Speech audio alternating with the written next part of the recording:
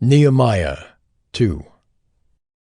In the month of Nisan, in the 20th year of King Artaxerxes, when wine was before him, I took up the wine and gave it to the king. Now I had not been sad in his presence. And the king said to me, "Why is your face sad, seeing you are not sick? This is nothing but sadness of the heart." Then I was very much afraid.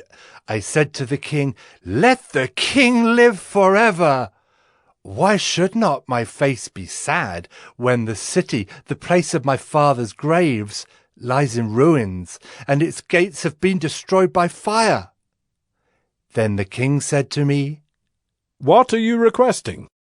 So I prayed to the God of heaven, and I said to the king, "If it pleases the king, and if your servant has found favor in your sight, that you send me to Judah, to the city of my father's graves, that I may rebuild it." And the king said to me, the queen sitting beside him, "How long will you be gone, and when will you return?" So it pleased the king to send me when I had given him a time.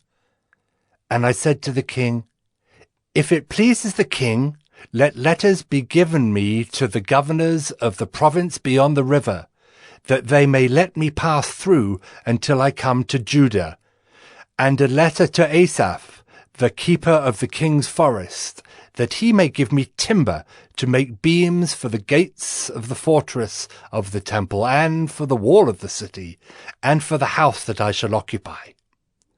And the king granted me what I asked, for the good hand of my God was upon me. Then I came to the governors of the province beyond the river, and gave them the king's letters.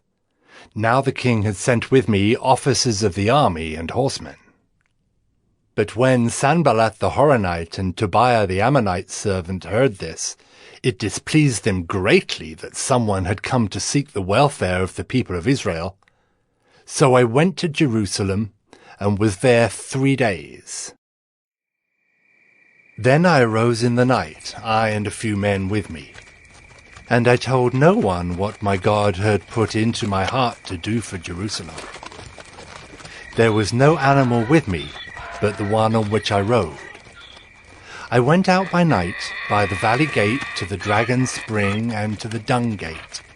And I inspected the walls of Jerusalem that were broken down, and its gates that had been destroyed by fire.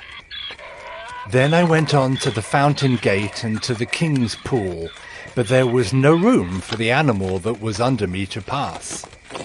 Then I went up in the night by the valley and inspected the wall, and I turned back and entered by the valley gate, and so returned. And the officials did not know where I had gone or what I was doing, and I had not yet told the Jews, the priests, the nobles, the officials, and the rest who were to do the work.